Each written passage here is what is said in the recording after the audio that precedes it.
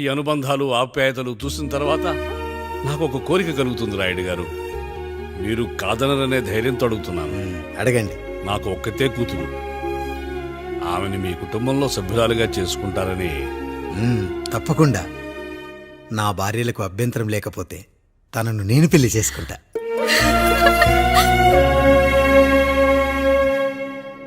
అయ్యో, మీరు పొరపాటుగా అర్థం చేసుకున్నారు.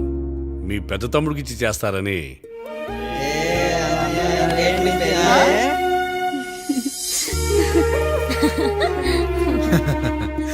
తప్పకుండా తప్పకుండా ఒక మంచి రోజు చూసుకొని మీ ఇంటికి అమ్మాయిని చూసుకోవడానికి వస్తాం. ధన్యుణ్ణి రాయుడు గారు, ధన్యుణ్ణి. రండి రండి రాయుడు గారు, మీలాంటి పెద్దలు మా ఇంటికి వచ్చి మా అమ్మాయిని మీ కోడలుగా చేసుకోవటం. ఇంకా రాయుడు గారు ఏంటి బావగారు, బావగారు అని పిలవండి. సంతోషం. రండమ్మా. త్వరగా అమ్మాయిని పిలిపించండి. మా వాడు అసలే ఆగలేకపోతున్నాడు. మా వాడు చిన్నప్పటి నుంచి అంతేనండి. కక్కొచ్చినా ఏమొచ్చినా ఆపుకోలేడు. త్వరగా మీ అమ్మాయిని పిలిపిస్తే ఆ కళ్యాణం ఏదో చేసేద్దాం. అమ్మా జయమాలిని, అమ్మాయిని చూసురా.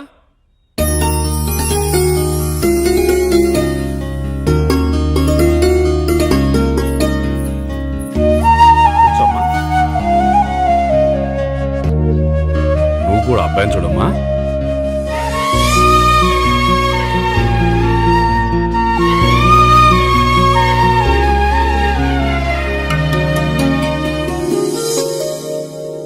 అమ్మాయిని చెప్పుకోవడం కాదు కానీ అసలు ఈ కాలపిల్ల కాదు బావగారు. రాత్రంతా బయట తిరిగినా కోడి కుయ్యకు ముందు ఇంటికి వచ్చేస్తుందండి. మళ్ళా ఊరంతా నిద్రలేగిస్తే తప్పుగా అనుకుంటారు కదా. తను తిరిగే స్నేహితుల్లో పచ్చి తాగుబోతులు తిరుగుబోతులు ఉన్నారు. కానీ ఆ విషయాన్ని తన మనసులోనే పెట్టుకుంటుంది. కానీ స్నేహితుల గురించి ఎప్పుడూ చెడుగా చెప్పింది లేదు బావగారు. దీని చిన్నప్పుడే నా భార్య కారు డ్రైవర్తో కలిసి పక్క సందులోనే కూరగాయల మార్కెట్కి వెళ్ళి తప్పిపోయారు. అప్పటి నుంచి ఎంత వెతికించినా మా డ్రైవరు కనపడలేదు, నా భార్య దొరకలేదు.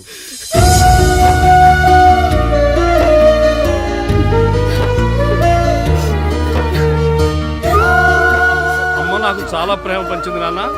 అది ఊరంతా పంచుతానంటుంది నా బిడ్డ. నేను కాదనలేదు. అలాంటి నా కూతురు ఇవాళ మీ కోడలవటం నిజంగా నా అదృష్టం బావగారు. ఈ రోజు నుంచి మీ అమ్మాయి మా ఇంటి బిడ్డ. అమ్మాయి నచ్చిందా బాబు? నచ్చిందా?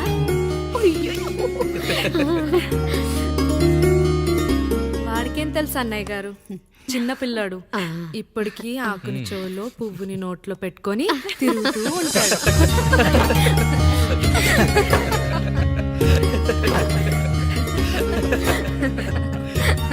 ఇంకంత శుభం అన్నమాట. ఇక తాంబూలవి మార్చుకుందాం. ఒక నిమిషం ఆగి, నేను చెప్పేది ఒకసారి నా మాట నేను ఒక్క క్షణం కూడా ఉండను. ప్లీజ్. అమ్మా శారదా, పెద్దవాళ్ళు వచ్చారమ్మా, మనల్ని చూస్తున్నారు. అమ్మాయికి పెళ్లి చూపులమ్మా. ఈ టైంలో నువ్వు ఇలా అలర్ట్ చేస్తే దాని జీవితం నాశనం అవుతుంది తల్లి. లోపలికి వెళ్ళు, తర్వాత మాట్లాడదాం. ఇక్కడ మీ కోడలు కాపురం కాలిపోతుంటే మీరు ఆ మంటల్లో మీ కూతురు పెళ్లికి కాఫీలు పెట్టిస్తున్నారా? ఈ ఇంట్లో నేను ఇంకొక క్షణం కూడా ఉండను. ఒక్క నిమిషం తల్లి, అసలు ఏం జరిగిందో నాకు చెప్పమ్మా. ఈయన మంచోడని 6 నెలల క్రితం నాకు పెళ్లి చేశారు. మొదట్లో బాగానే ఉన్నాడు. ఆ తర్వాత ఒక రోజు మందు కొట్టాడు. కొని తాగింది దిగాక మంచోడుగా ఉంటాడు అనుకుంటే ఈ మధ్య చెడు తిరుగుళ్ళు తిరుగుతున్నాడు. ఊరవతల చిన్నుళ్ళు కూడా పెట్టేశాడు.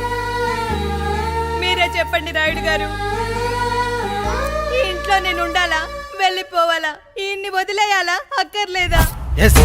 వదిలేయాలమ్మా. వదిలేయాల్సింది నీ భర్తను కాదు, అతనిలోని లోపాలు. ఆశ్చర్యపోతున్నావు కదూ? ఒక మగాడి బాధ సాటి మగాడిగా నేను చెప్తానమ్మా. ఆడదాని ప్రేమ వెలిగించిన అగరొత్తి లాంటిది. ఒకడు వెలిగించగానే కొన్ని గంటల్లో బూడిదైపోతుంది. కానీ మగాడి ప్రేమ దీపం లాంటిది. తను కాలుతూ కూడా నలుగురిని వెలిగించుకుంటాడు. ఆ వెలుగులో ఆనందాన్ని వెతుక్కుంటాడు.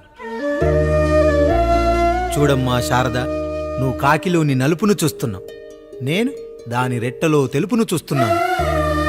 మొగడు మందు కొట్టొస్తే నిన్ను కొట్టలేదని సంతోషపడాలి గాని బాధపడకూడదమ్మా. ఇక చిన్నిల్లు సంగతి అంటావా? రుచిగా ఉందని లొట్టలేసుకుంటూ సగం తిన్న బిర్యానీలో కుక్క మూతి పెట్టిందని తెలిసాక దాన్ని పారేసుకుని ఆకలిని చంపుకోవడం కంటే నాకింది మనింటి కుక్కే కదా అని దాని మూతిపళ్ళు రాలగొట్టి ఇంట్లో కట్టేయాలి. నీ భర్త కూడా అలాంటి కుక్కలాంటి వాడేనమ్మా.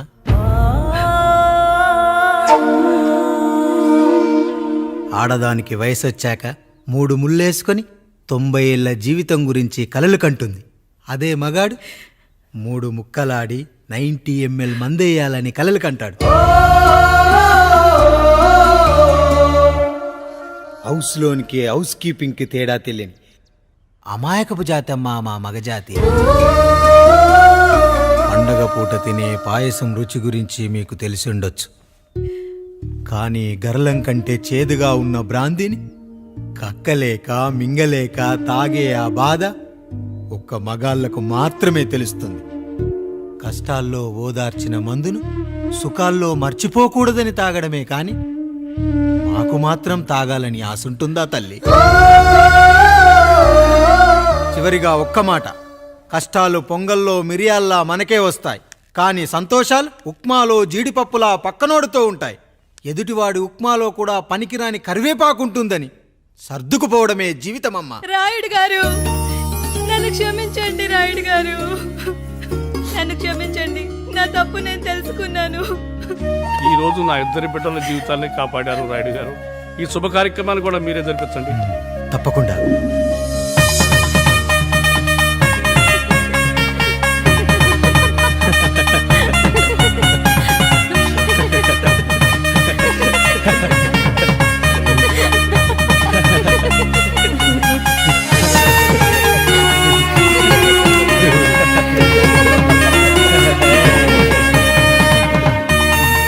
రాముడు, పండు, మీరు దీవించండి.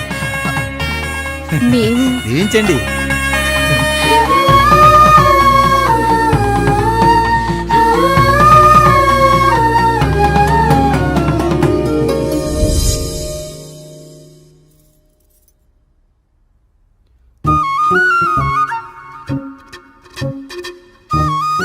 తింటారా?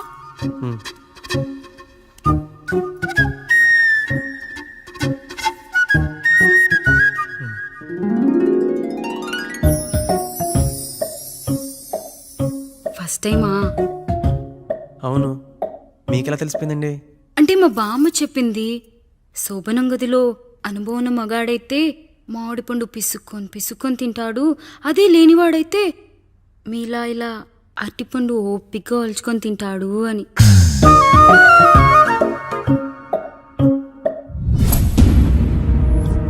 ఏంటవి? అవేంటో తెలీదా? ఫ్రెండ్స్కి పెళ్ళని చెప్తే హ్యాపీ బర్త్డే అనుకొని బెలూన్స్ ఇచ్చారు. ఫీల్ అవుతారు కదా అని 4 అక్కడ కట్టాను.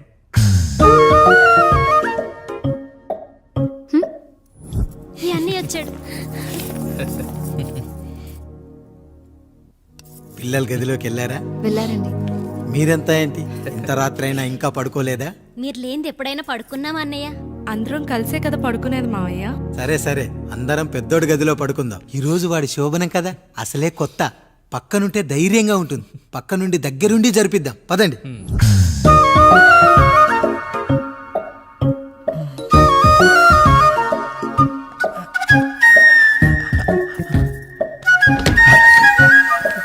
కానివ్వండి రా, కానివ్వండి. మీరేం మావయ్య ఇక్కడ పడుకుంటున్నారు?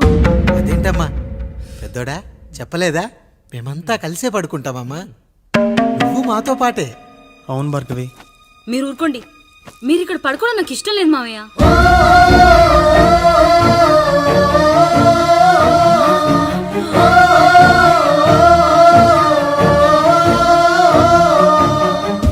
అదేంటమ్మా అలా అంటావు? ఎన్నో చూసాం, ఎన్నో చేశాం. దుక్కి దున్ని కోత కోయకుండానే ఈ విత్తనాలన్నీ మొలకొచ్చాయంటావా తల్లి? అవన్నీ నాకు తెలియదు మావయ్య. మర్యాదగా బయటికి వెళ్ళండి.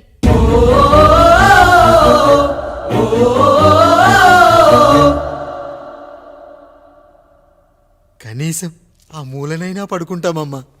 నువ్వైనా చెప్పరా పెద్దోడా? అంటే తను ఇబ్బంది పడుతుంది కదా నాన్న.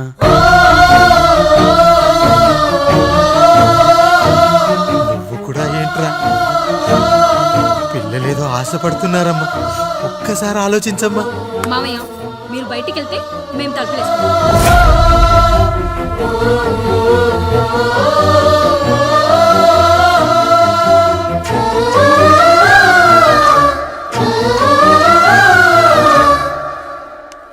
వేసుకోండి అమ్మా, వేసుకోండి, తలుపులు వేసుకోండి.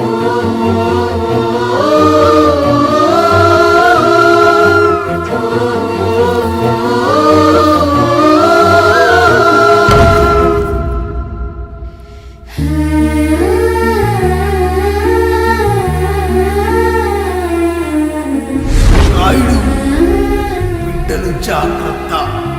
ఈ రోజు నుంచి వీళ్ళంతా నీ తమ్ముళ్ళు చెల్లెళ్ళు కాదు, నీ బిడ్డలు.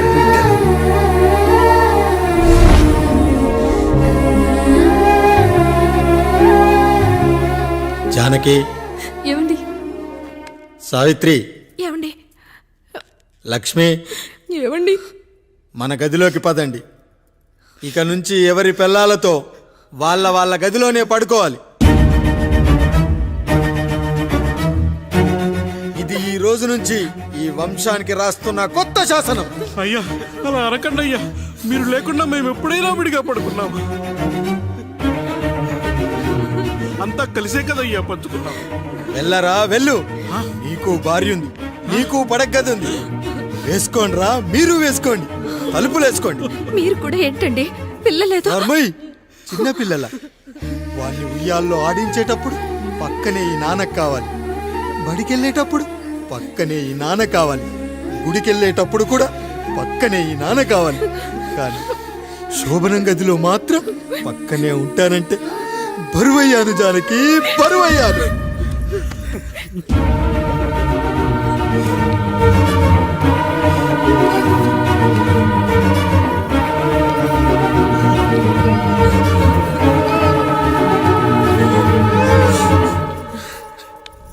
ఏంటండి ఇంకా అదే ఆలోచిస్తున్నారా? ఎలా మర్చిపోగలను లక్ష్మి? జరిగింది ఏదో జరిగిపోయింది, మీరు బాధపడకండి. ఎంత మాట అన్నాడో చూసావా? నా భార్య ఇబ్బంది పడుతుంది, బయటికెళ్ళండి నాన్న అన్నాడు. వాణ్ణి ఎలా పెంచాను? చదువుకుంటే పై చదువులకు వాడు వేరే ఊరు వెళ్లాల్సి వస్తుందని చదివే మాన్పించేశాను. జ్వరం వస్తే ఆ మాత్రలు చేదుగా ఉంటాయని నేనే మింగాను. నోరు తెరిచి అమ్మ కావాలన్నప్పుడల్లా ఇంతమంది అమ్మల్ని ఇచ్చాను. నాన్న అన్న ప్రతిసారి నాన్నల్ని ఇవ్వలేకపోయానని వాడికి నా మీద కోపమో ఏమో జానకి. నిజమేనండి, మనమంతా ఇలా లేమే. మన కుటుంబానికి దిష్టి తగిలింది. మా నాన్న మరణంతో ఆస్తిపోయి తమ్ముళ్ళతో నడి రోడ్డున పడ్డప్పుడు ఇలాంటి కష్టాన్ని మొదటిసారి అనుభవించాను.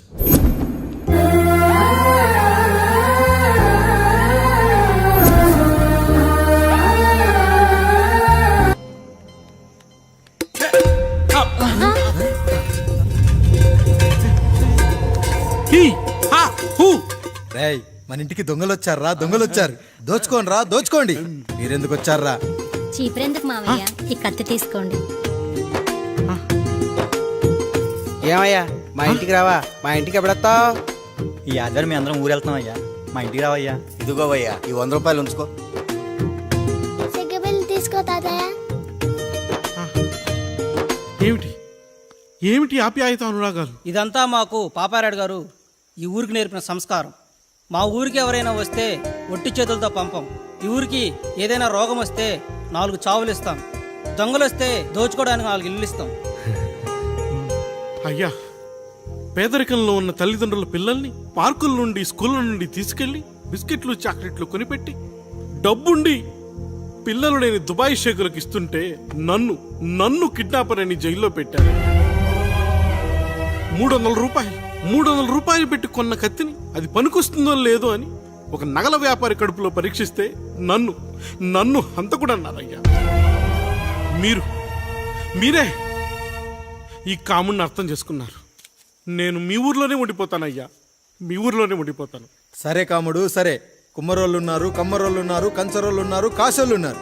ఇక్కడ కంసాలున్నారు, పద్మశాలున్నారు, ఆచార్యులున్నారు, పూజారులున్నారు. రెడ్డి, నాయుడు, చౌదరి, దళితులు కూడా ఉన్నారు. హిందువులు, ముస్లింలు, క్రిస్టియన్స్ కూడా ఉన్నారు. కానీ ఒక దొంగ మాత్రం లేడు. ఈ రోజు నుంచి నిన్ను దొంగగా నియమిస్తున్నాను.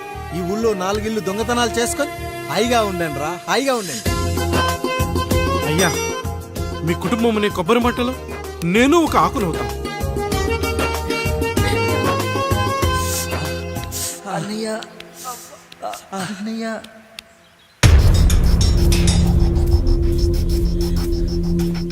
అయ్యా ఏంట్రా? రోడ్డు మీద కాలు కాలుతున్నా సరే తమ్ముళ్ళు చెప్పులు లేకుండా నడుస్తున్నారయ్యా, చెప్పులు లేకుండా నడుస్తున్నారయ్యా.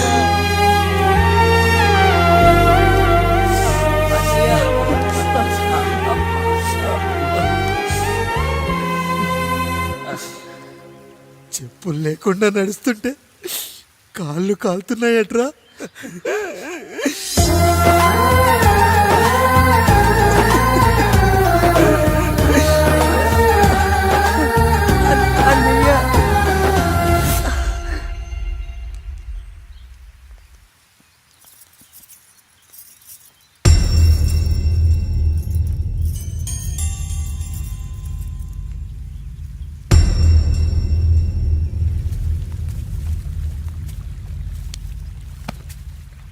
ఏరా కాముడు, అయ్యా బాధపడుతున్నావా?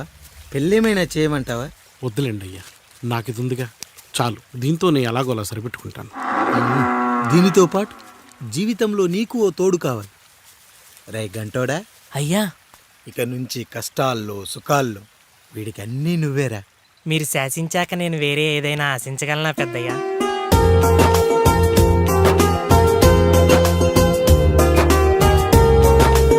నీ గురించి కాదురా, మీ అక్కది చాలా గొప్ప మంచి మనసుని విన్నాను.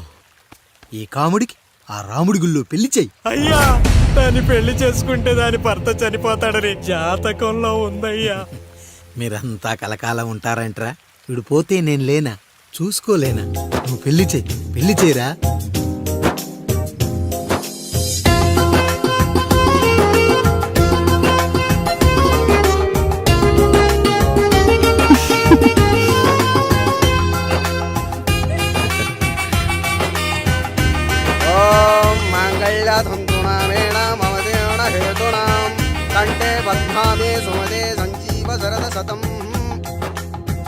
అయ్యా, ఏంట్రా? మీ చేత్తో నాకు దొంగగా జీవితాన్ని ఇచ్చారు. ఇప్పుడు ఒక భర్తగా భార్యనిచ్చారు. అదే బంగారు చేత్తో ఒక్క ముడివేసి పెట్టండి అయ్యా. మీ నీడను మేము చల్లగా ఉంటాం. ఏంటి బుజ్జి, ఏమైంది?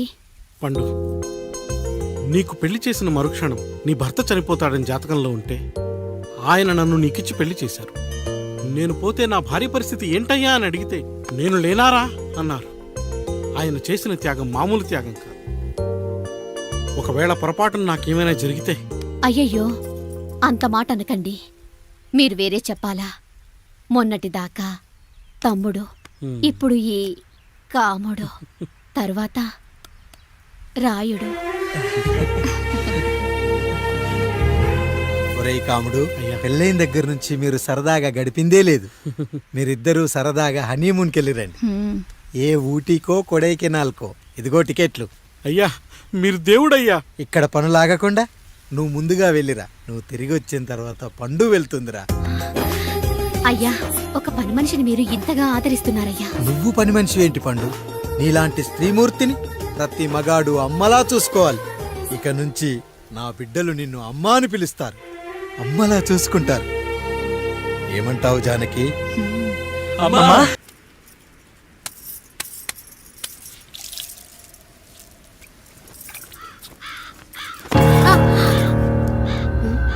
ఏంటి, నువ్వు చూసుకోలేవా? అయ్యో, చూసుకోలేదండి. ఈసారి ఖచ్చితంగా చూసుకొని గుర్తాను. మీరు వెళ్ళండి.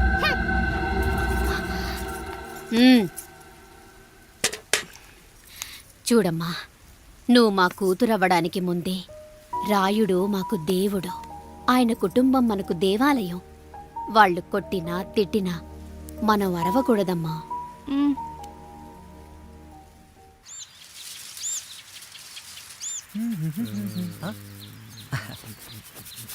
ఏంట్రా మిట్ట మధ్యన కసికసిగా పడిపోమెత్తున్నావేటి? మీకేంట్రా పెళ్ళిళ్ళయ్యాయి? పెళ్ళి కానీ కానీ కానీ హే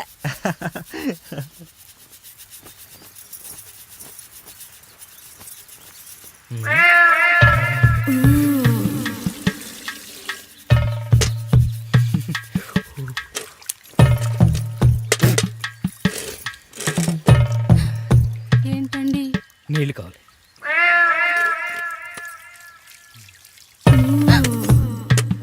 ఆయన కుటుంబం మనకు దేవాలయం. వాళ్ళు కొట్టినా తిట్టినా మనం అరవకూడదమ్మా.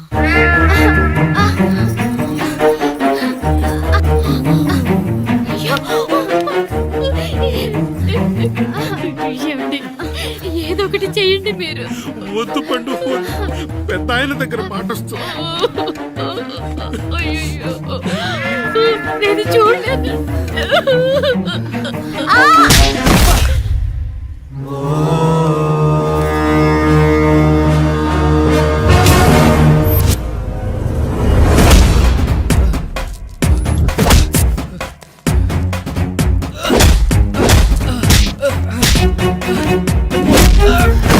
అయ్యో అనియా అనియా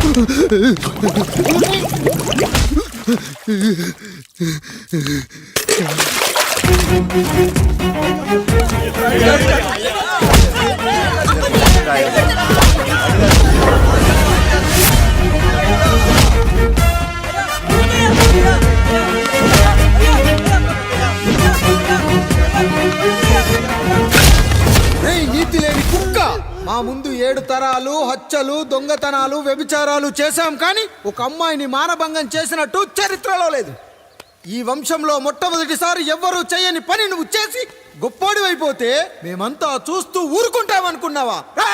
రేపు పొద్దున వీడిని పంచాయతీకి పిలిచి ఈ రాయుడు తీర్పిచ్చేంత వరకు లక్ష్మి వాడిని ఇంట్లో కూడా రానివ్వకు.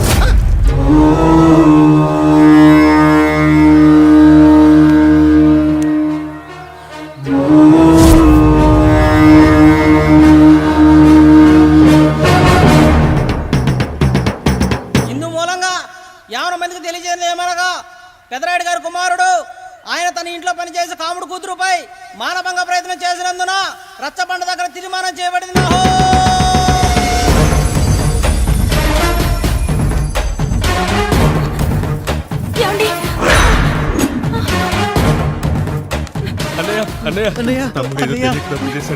మన కుటుంబ గౌరవం నీ చేతిలో ఉంది. దయచేసి